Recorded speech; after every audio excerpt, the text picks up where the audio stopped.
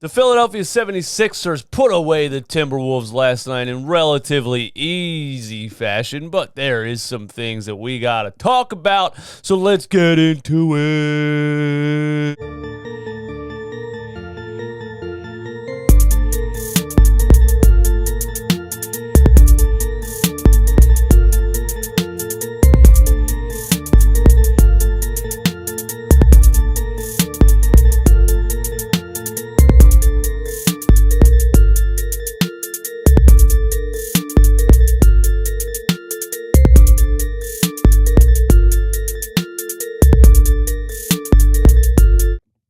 Oh, yeah.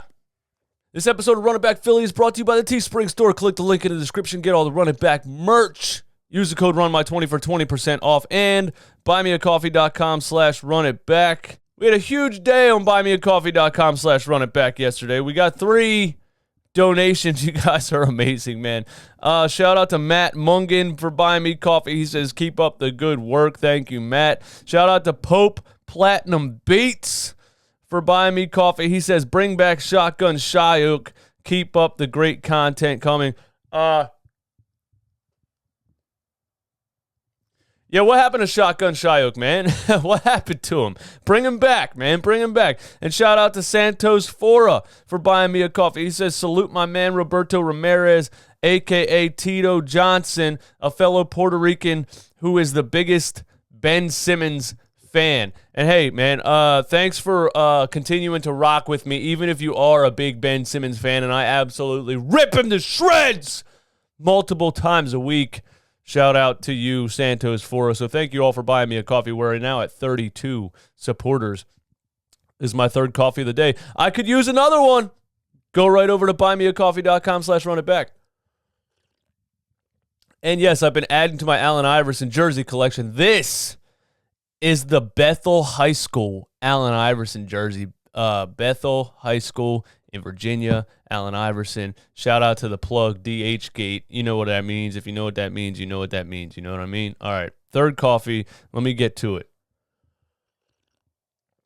Run It Back Nation, what is good? Hit the subscribe button if you're brand new. It's a little red button underneath the video. 50% of these people that watch these videos are not subscribed. I think that's very rude to give you this sports talk every single day. All I want is a subscription. Run It Back Nation, do your thing on the like button. Shoot me to the moon like Bitcoin.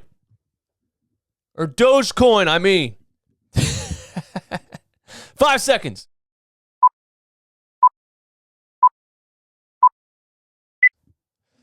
And hit the dislike button if you're a fraud. All right, so the Sixers play the Timberwolves without Karl-Anthony Towns. He has COVID-19. I just want to say real quick, I didn't even know the Karl-Anthony Towns story, really. I knew he lost his mom this year, so I Google his name, and it comes out yesterday that he got hit by a drunk driver in the offseason and was hospitalized. This guy's had a bad go, all right? Like, I seriously feel for Karl-Anthony Towns. He's just been having some horrible luck the last couple of years. He lost his mom to COVID-19, and he lost 6 other family members to COVID-19. So just absolutely heart-wrenching when you really think about what Karl-Anthony Towns is going through right now. And he tested positive for COVID-19, so hopefully all is well with Karl-Anthony Towns, and he doesn't have any complications with that. So we play the Timberwolves. This was interesting because I start thinking back to the Timberwolves of a couple years ago when the Sixers were first coming up after drafting Joel Embiid, and we were the young team with all the young talent. And the Timberwolves at that time were also a young team with young talent, and they had so much promise. They had Karl-Anthony Towns. They had Andrew Wiggins, who was overhyped, but, we thought he was going to be great. They had young Ricky Rubio, who just came over from overseas, and he was looking like one of the wildest, most skilled point guards overseas that we'd seen in a while. They had Zach LaVine, you know what I mean, winning a dunk contest and all that stuff, so he was on the come up. They had so much young talent, and people were like, yeah, the Timberwolves are going to be a problem. The Timberwolves are going to be a problem, and I remember playing them one of those early years, and they beat us convincingly. And Brett Brown came out and said that the Minnesota Timberwolves are 2 years ahead of us in the process of rebuilding, drafting, and building a nice young up-and-coming team. They're 2 years ahead of us. Fast forward to now, after all of they trade LaVine and all this for Jimmy Butler. Jimmy Butler leaves. They're left with nothing. They trade Wiggins to who did they even trade Wiggins to? I don't even remember, the Warriors or something. Who the hell knows? But I can't keep up with everything that actually happened. But yeah, now the Timberwolves are in an absolutely sad state, and that's horrible. And lucky for us, we survived the Jimmy Butler thing, right? We gave up a lot to bring Jimmy Butler here, and then he left the same way he did in Minnesota, but we survived. You know, the Timberwolves, it sucks for that fan base because they were looking so promising early on, and now they're just one of the worst teams in the league again. And it's yeah, I feel for Timberwolves fans, man. We thought Joel Embiid might not play in this game after getting shoved to the ground by LeBron James in that Lakers game, and we thought maybe he would have some soreness. We knew this would be an easy victory, so we thought maybe they would rest Joel Embiid. But like I said, we're at a different time now. We are in a different world. Joel Embiid's like, nah, bro, I'm playing. I had a day off. I'm good to go. He's in the best shape of his career, and he's playing even in meaningless games, and that's a huge step for the Joel Embiid era. Because I also think this, and he had a comment yesterday where he said he's not even at 50% of where he wants to be with his diet and his conditioning and his health, which is absolutely scary because he's averaging, 29 points a game right now. So basically when he's at 100%, he's going to be averaging 80 points a game, right? That's scary to think about, right? But back in the day, like last year, years before, when they would load manage Joel Embiid so much, he already wasn't in the best shape of his career. And then we were load managing him, I think, so much that we weren't keeping him in basketball shape. You know, then when he would play, he looked winded and gassed. I think Doc Rivers and these guys have a different idea. They're like, we're going to load manage him when we deem it necessary, but we're going to keep him in basketball shape. He's going to play most of these games. And if we blow teams out like we just did to the Wolves last night, we'll sit him in the fourth quarter, but we're going to keep him in basketball shape because the goal is to get to the playoffs and get to the NBA Finals with Joel Embiid at 100%. And if he's saying he's not even at 50% right now, that's scary for everybody, okay? He's going to absolutely dominate every team in the playoffs if this is only 50% and he can go up from here. This is already one of the most skilled centers we've ever seen play the game, but this guy could take it to a level that we don't even realize yet. And if he's not even at 100% right now, I don't know what to say for the NBA, man. I really don't. As far as the T-Wolves go, like D'Angelo Russell used to be an all-star. I mean, what happened to that guy? That guy's trash. I remember when we wanted to draft him, to pair him with Joel Embiid, and the Lakers stole him from us because they were supposed to draft Jahlil Okafor. So we draft Jahlil Okafor, and it was like, oh my God, we want D'Angelo Russell. He's going to be an absolute stud. He's like a left-handed Steph Curry. No, he's not. He's not. Another overhyped player. The thing is, we overhype players at such a young age, at 19 years old, that you never really know what they're going to turn into. And the draft is a crapshoot. It just is. You draft guys on potential, and they either pan out or they don't. D'Angelo Russell, I know it's a bad team, but this dude is looking like a bust so far. He had 14 points last night on 3 for 11, shooting 1 for 7 from the field. And just for context on the season, he is averaging 20 points a game, but he shoots 42% from the field. You know what I mean? He's not very efficient. He's a high-volume shooter. I don't know. D'Angelo Russell doesn't make your team better. He just doesn't. Ricky Rubio is at the end of his career. His career was a flash in the pan, and it's crazy that he started with the Minnesota Timberwolves and then played for what seems like 9 more teams and then came back. It all came full circle, and now he's back on the Timberwolves, and they stink. But, it is what it is. I'm not going to bash the Timberwolves so much. Ben Simmons had a interesting quote at the end of last game in his post game, and it tells me a lot about him as a player and his mindset and his just natural lack of killer instinct. He said basically, I get caught up too much in trying to assist my teammates, and I have to remind myself to be aggressive. Like that, like what? And that's just ridiculous. And it shows on the court. Like, what do you mean you have to remind yourself to be aggressive? And like when he comes out against the Memphis Grizzlies, puts up 2 shots in 36 minutes and they lose, and he scores 5 points, and the whole fan base is like, what the hell is Ben Simmons doing?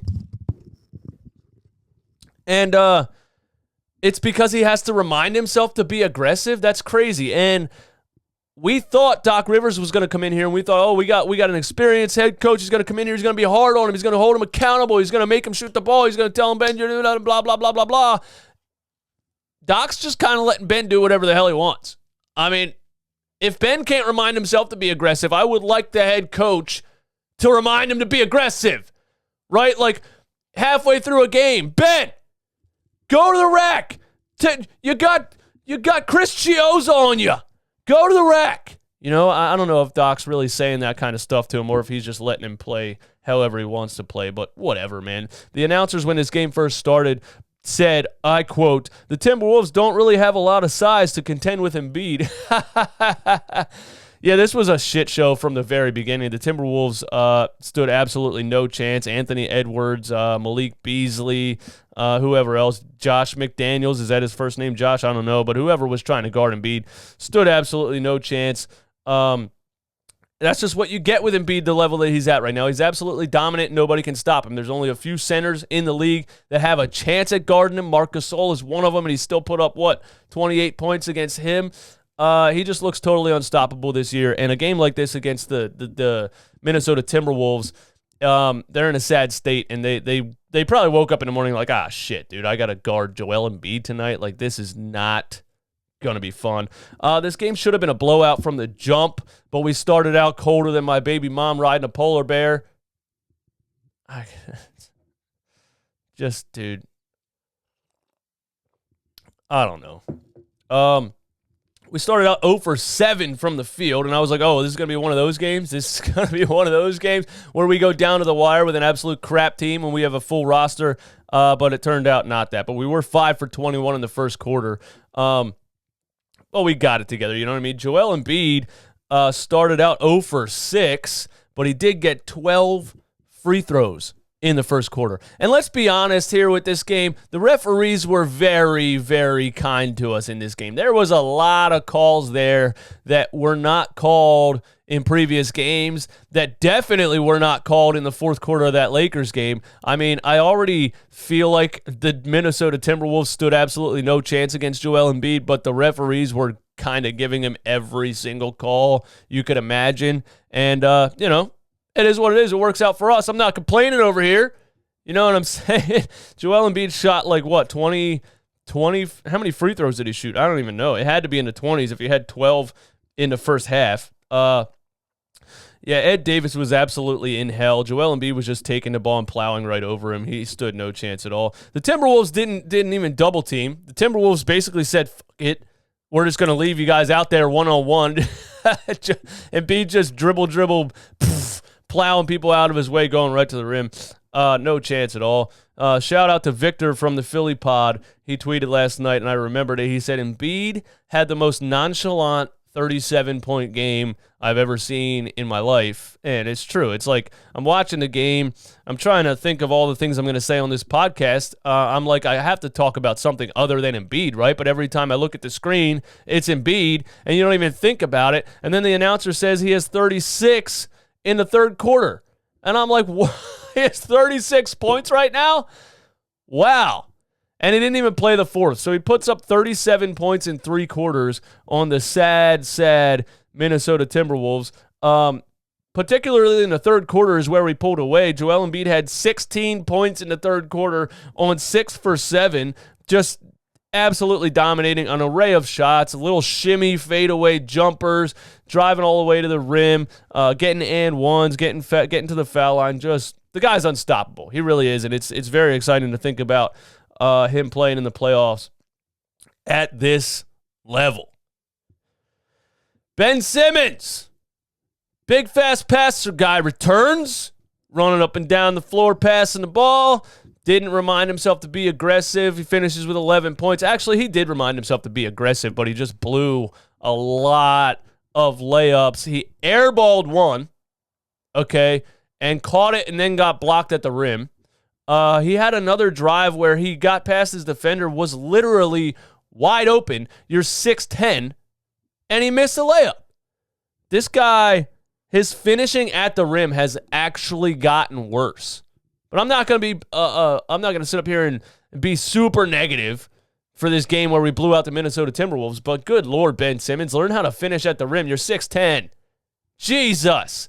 And then he gets a couple, fast break dunk. Then he catches a pass from Korkmaz, I believe, on a fast break and throws it down and gets a couple easy points. Finished with 11. He would have had 17 with his eyes closed if he finished a couple of wide open bunnies. So, he kind of had the same aggression level that he's had recently, the fourth quarter of that Celtics game, this Lakers game. But he just blew a couple of easy ones and finished with 11.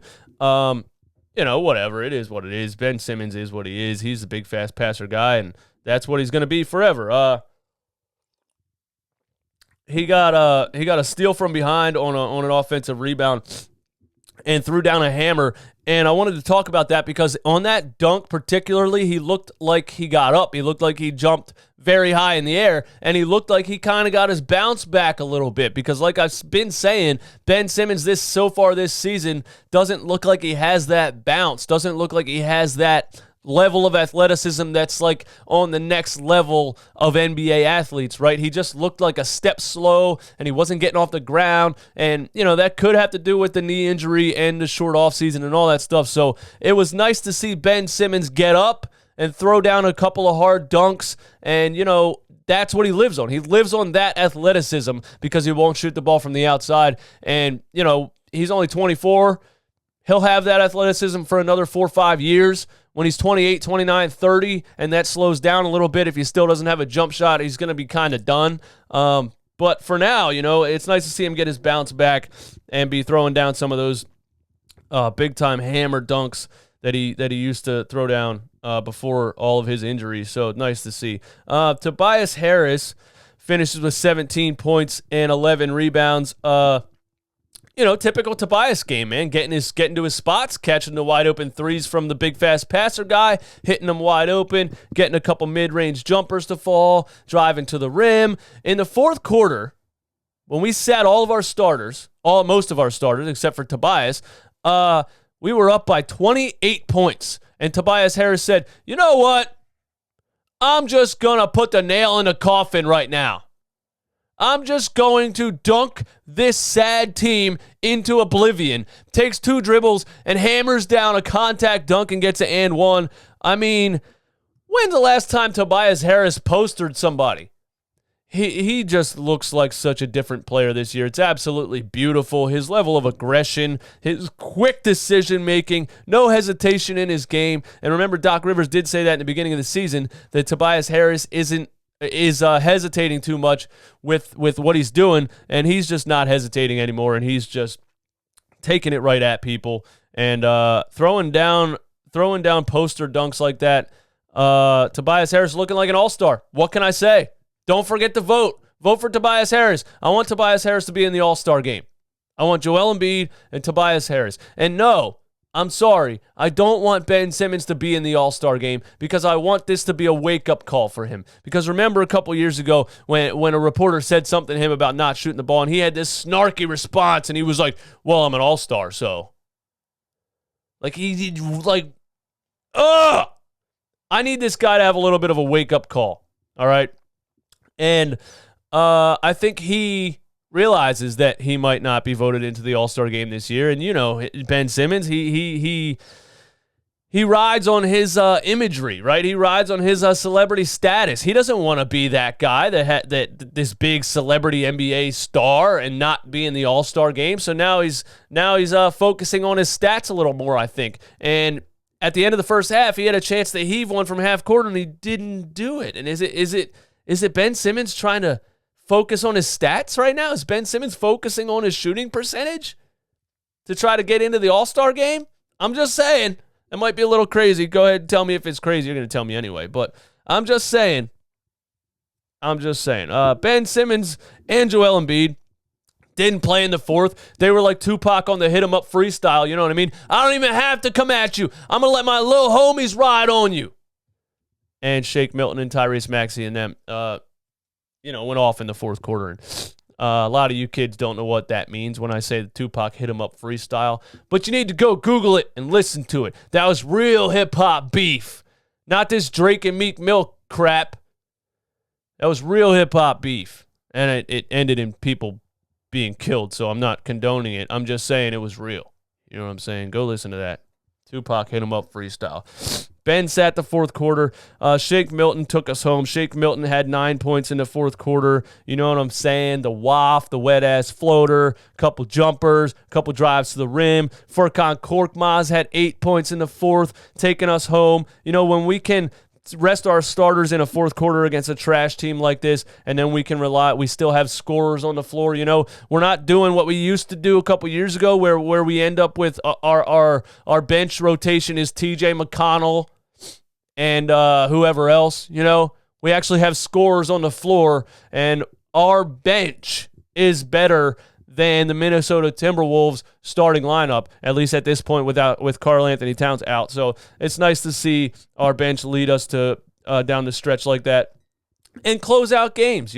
We're closing out games against teams that we're supposed to close out games against. We're going up by 20, 25 points and finishing the job. We're not blowing 20-point leads like we used to do all of those years. It's just refreshing to actually look like a top-tier NBA team. That's what this is. This is a championship-level team if everybody's healthy and everybody's cohesive. Korkmaz gives us 8 points in the fourth quarter. And yeah, man, what else is there to talk about? Tyrese Maxey only got 9 minutes in this game. I would have thought against a trash team like the Minnesota Timberwolves that Tyrese Maxey would have got a couple more minutes. He only plays 9 minutes, but very efficient. He puts in 8 points in 9 minutes, and at one point in the second quarter, he had 6 straight buckets, a couple of middies.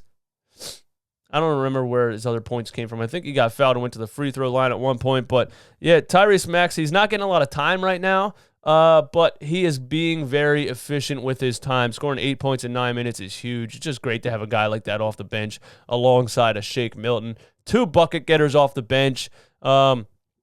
Backing up this starting lineup that's one of the best starting lineups in the NBA. We're good, man. The Sixers are very good, and it's very exciting. And like I say all the time, you're gonna get what you get from Joel Embiid. At this point in the season, it looks like you're gonna get what you get from Tobias Harris. The X factor here is Ben Simmons. The X factor is Ben Simmons being aggressive and making the defense move. Drawing the defense in and kicking it out to his three-point shooters, and then being aggressive when he should be and taking advantage of mismatches in the paint. Ben Simmons is the X factor.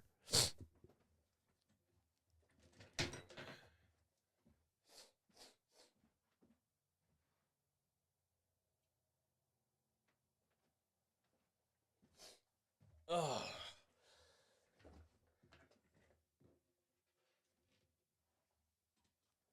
So, what else, man? Isaiah Joe got a couple of garbage points in the fourth quarter, and I found it funny. The Minnesota Timberwolves announcer literally said, "I've never heard of Isaiah Joe until I saw him on this stat sheet."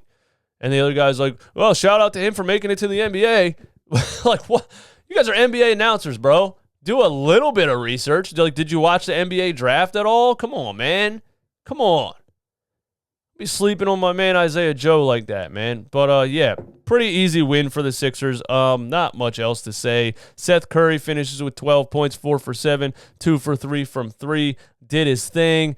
Danny Green only had 3 points. Played some really good defense in this game. Had 2 steals and a block. Yeah, well, the Timberwolves were absolutely no match for us. Shake Milton finishes with 13 off the bench.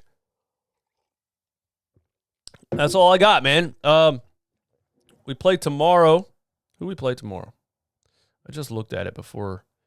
Oh, we play Sunday. I'm sorry. We play the Pacers on Sunday at 7 o'clock, and I will be live streaming at least the second half of that game. So tune in to that Sunday against the Pacers. That's all I got, man. My name is DJ Eastwood. This is Run It Back Philly. Hit the subscribe button if you're brand new. Hit the like button. Hit the dislike button if you're a fraud. And if you're listening on Apple Podcasts or Spotify.